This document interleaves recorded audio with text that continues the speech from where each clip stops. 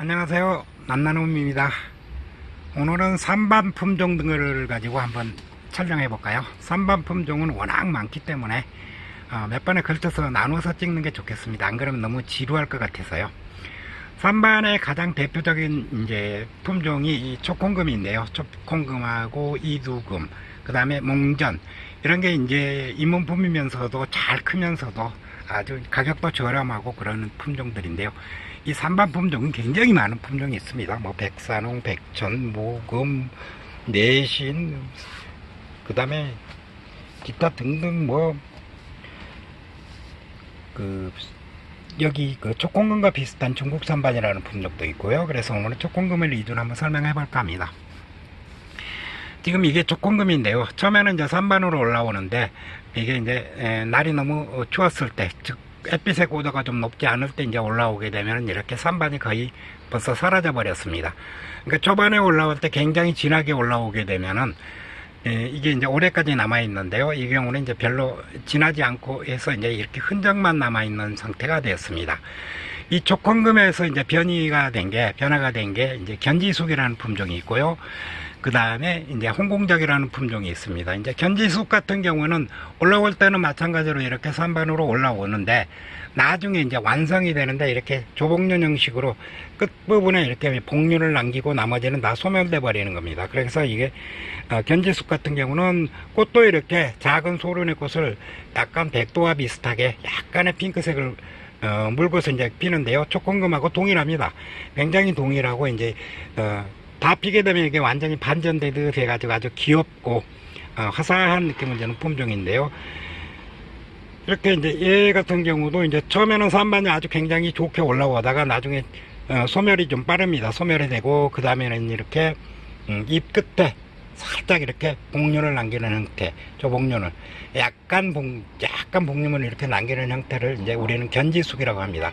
그래서 실질적으로 가격은 초콩금하고 견지숙하고 그렇게 차이가 많지는 않습니다. 그리고 이제 초콩금하고 견지숙하고 굉장히 많이 우리가 이제 볼 수 있습니다. 시중에 많이 볼 수가 있고요. 왜 그러냐면은 국내 농장에서 여러 군데서 했기 때문입니다. 그리고 이제 이와 비슷한 품종, 그리고 이 비슷한 품종으로 중국 산반이라는 품종이 있는데요. 여기서 말하는 중국은 우리가 말하는 중화인민공화국이 아닌 일본의 한 지명인 중국을 뜻하지 않을까 이런 생각을 해봅니다. 물론 정확한 자료가 있는 건 아닙니다. 그렇기 때문에 같은 한자음도 가운데 중자를 써가지고 중국이라고 양쪽 다 쓰기 때문에 어떤 게 맞는지는 모르지만 그렇지 않을까 이런 생각을 해보고요. 홍공작 같은 경우는 이제 초콩금에서 변이된 품종인데요. 이게 이제 중투는 아니지만 이시로 변한 품종입니다. 근데 이것도 소멸이 되다 보니까 이시가 마찬가지로 가을이 되면 소멸이 되버리기 때문에 초콩금으로 돌아가 버리는 경우가 많이 있습니다. 그래서 초콩금의 고아에서 이제 보통 홍공작 비슷한 애가 많이 나오는데요.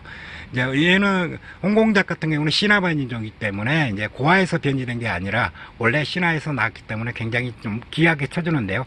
실질적으로는 우리가 홍공작이라고 키워도 나중에는 초콩금으로 돌아가 버리는 경우가 많기 때문에 없는 난, 별로 그렇게 구경할 수 없는 난.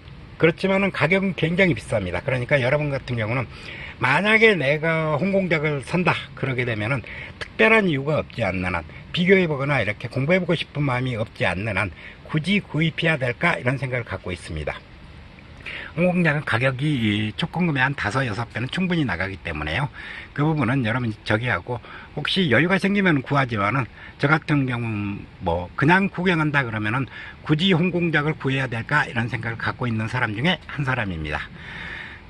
지금 그리고 여기 보이는 게 이제 은성간이라는 품종인데요. 은성간 같은 경우는 아예 이렇게 처음에 올라올 때 유령으로 올라오게 됩니다.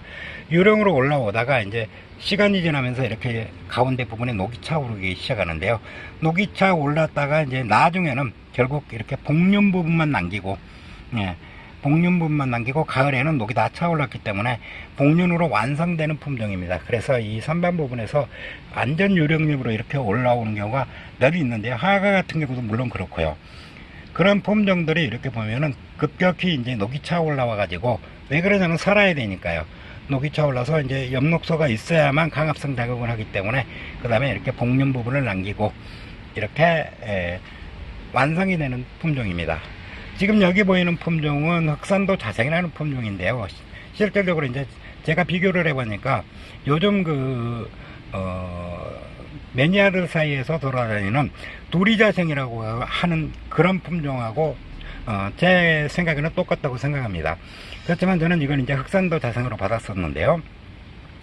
정확하게 이게 이제 진짜 흑산도 자생인지 어쩐지는 그쪽에 이제 선지에서 했을 때 그런 부분은 모르기 때문에 그렇다 이렇게 생각을 하는데, 이 경우 같은 경우는 처음에도 거의 유령잎에 가까울 정도로 아주 이렇게 황이나 백, 처음에는 이제 백이 많이 나오는데요.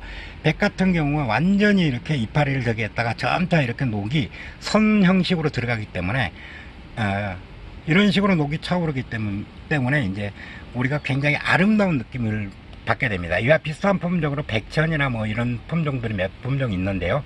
이런 경우는 녹이 차올라도 아주 굉장히 이쁩니다. 그렇지만 이것도 산반이기 때문에 결국 이제 녹이 차올라와서 나중에는 무지엽에 가깝게 거의 변하게 됩니다.